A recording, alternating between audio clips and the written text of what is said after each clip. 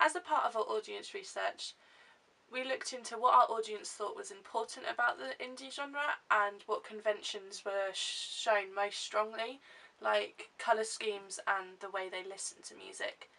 We found this research very effective because it gave us a chance to actually get to know our target audience and actually talk about what they want to see from their favourite bands, like having fun on stage instead of being super serious like rock bands can come across as.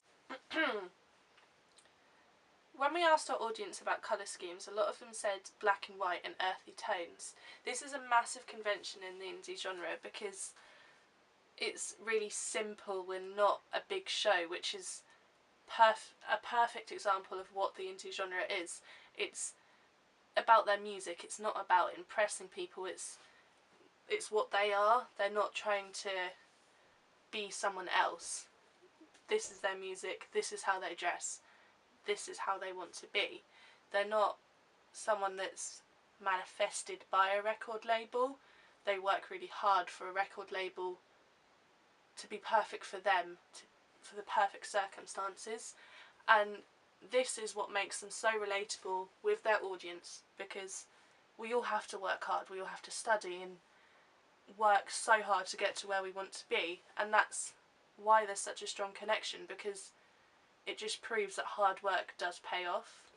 And another thing is that they're not dressed up and photoshopped and like paid to say things. If they want to represent something, then they do. They dress how they want to and being comfortable, and they dance around the stage. They're not choreographed, they're not like someone else's image. They just do what they want to do, which is what their lyrics are. Their lyrics are what they want to say, their true stories that they choose to tell their audience, so their audience feels like they know them more because it's coming from them.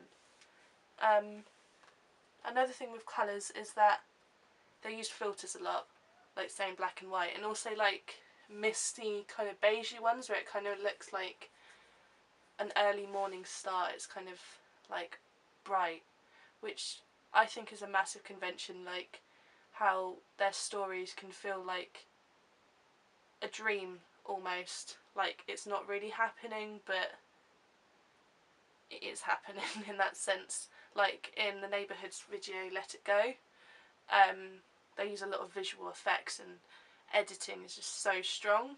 Like it can at the beginning of the video it starts very misty, very happy, and then it goes to black and white, which shows the real aspect of that song.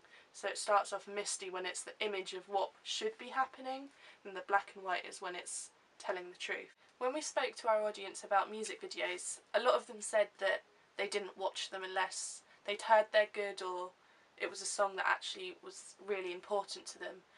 And that's a big convention.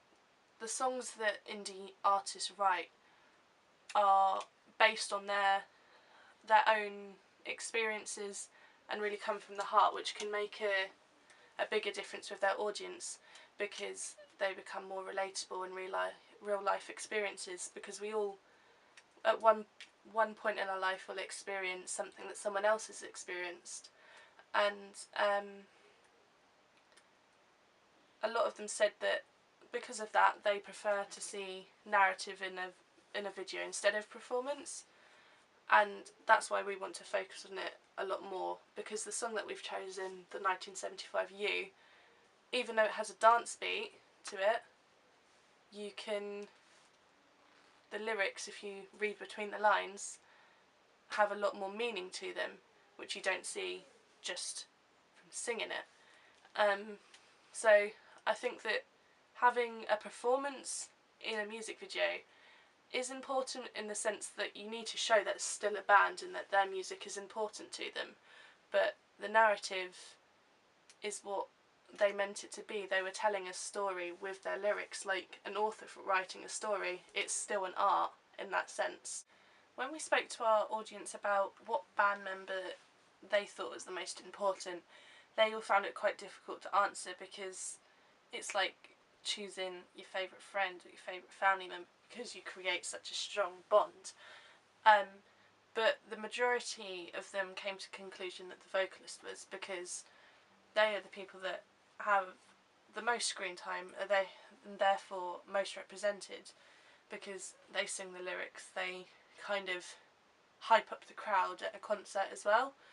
And because they're singing the lyrics that the audience finds so important, it's bound to create a stronger connection, because when someone says something important to you, you remember that person because they said it. So when you love a song that much, when they sing it, it's just, you kind of feel like you know that vocalist.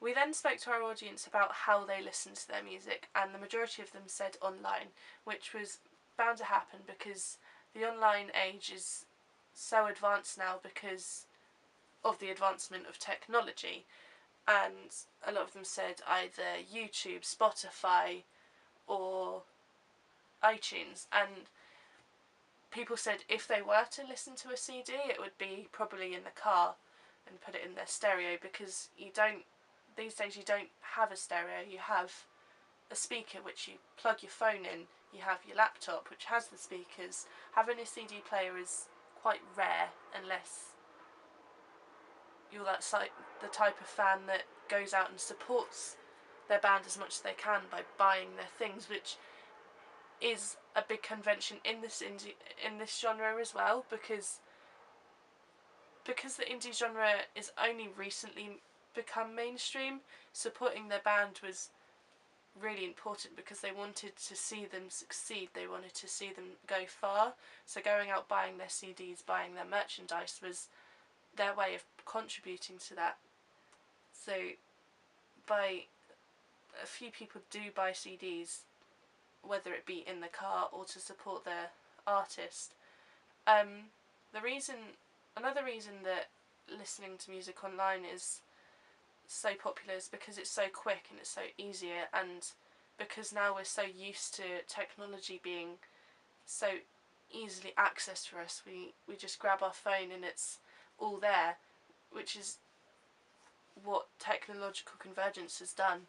Having an iPhone, you can take a picture, you can access the internet, you can download your music all at a click of a button, and it's just so simple, and that's what we're used to. So by having the difficulty of going to a store, buying the CD, having a CD player, it's just so much slower than buying it on your phone. And I think as a group that we should use technological convergence to our advantage. May that be using apps as advertisement, using social media in any way that can make our site more easily accessed by our target audience. And also I think possibly having a playlist in the background while they go through the web page, maybe like the songs that the band have made, or something more personal like their personal playlist of songs they like to listen to. It's just all little things that can make the audience feel more connected to that artist.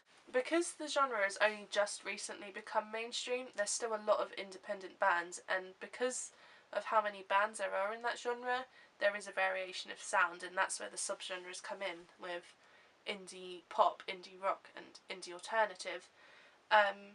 Knowing this, I think we should do further research into the representations of the different subgenres and where this genre began, so we've got a wider knowledge of how this genre has ended up here. Also, we should look into a secondary audience, like the older generation, because they've seen it develop over time, and it would give us a good idea of what a wider audience would want to see from that genre. As I said before, fashion within this genre is very important because it's a way that you represent yourself.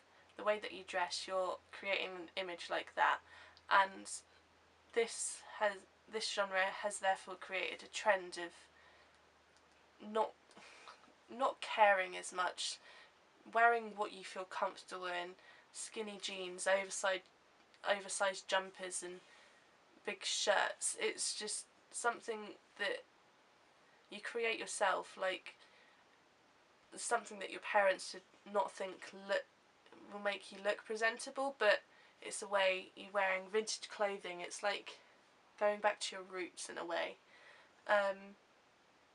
It's a big aim to look casual, I think, even though it is effortless in what they wear. I think it's very planned in trying to look like you don't care. From all this knowledge that we've gained through these interviews, I think it's helped us majorly in what our audience wants and the conventions that we need to make sure are present in our products, like the way that our artists dress, the colours that we use in the webpage, digipack and music video. It's just simple things like the way someone's hair is that affects it majorly. I think for this coursework to go on in a positive way that it has been so far, I think we need to keep making sure that we do go for feedback and research with our audience, like even using the same people and showing things that we've done one week and then showing them the new week and seeing if they like the improvements. It's just little things that will help us in the long run, and then we know that we can rely on those people throughout.